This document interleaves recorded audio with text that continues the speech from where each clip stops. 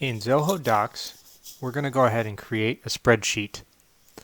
Once it's open, you're going to want to rename it. Over in Tools, we're going to go ahead and create a form called Survey. It could be called anything.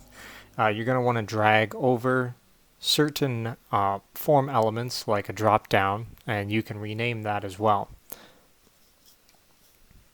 Once you've chosen the name, I typically do large so that it's full screen on a phone. We're going to enter the elements for the choices, in this case of a drop down. You can keep hitting the plus button as you need.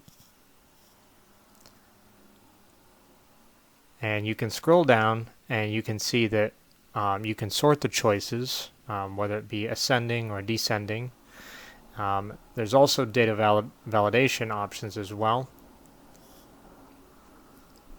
And I'm going to go ahead and hit save.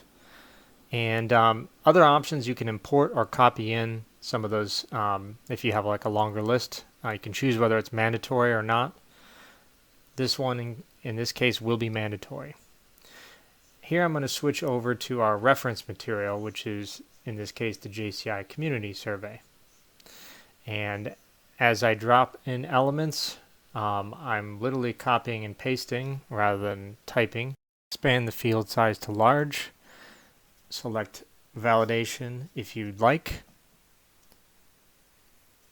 All these options obviously are very similar. You'll want to rinse and repeat and sort of copy and paste the text just to speed up the process.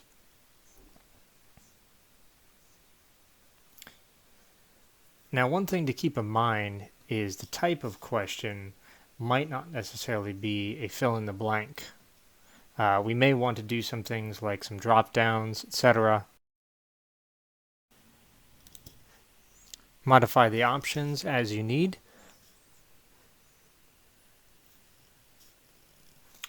And now we're going to add contact details. The name is a first and last name field. You can also pull in things like email address as an option. There is data validation for particular domains to exclude or include. You can, of course, make these, mandatory or not. And last but not least, for age, we're going to want to do some kind of drop down.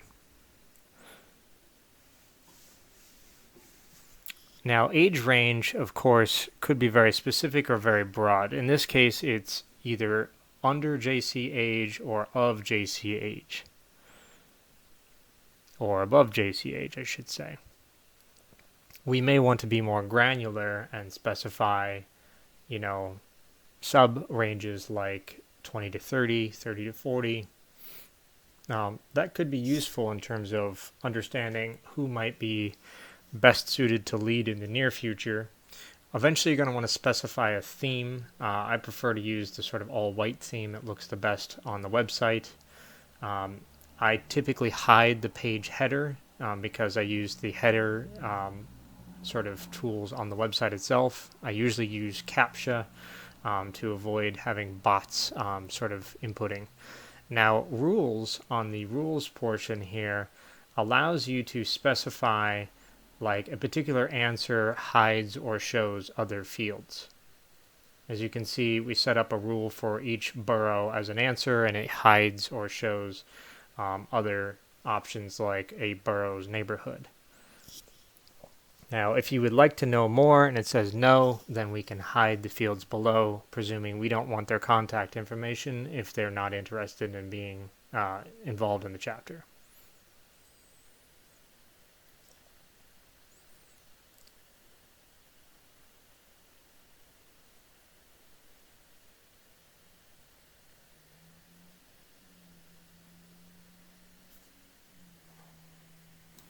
Now that the form is made, we're going to switch back over to the spreadsheet here, and under Tools, Manage Form is where you can view the published URL.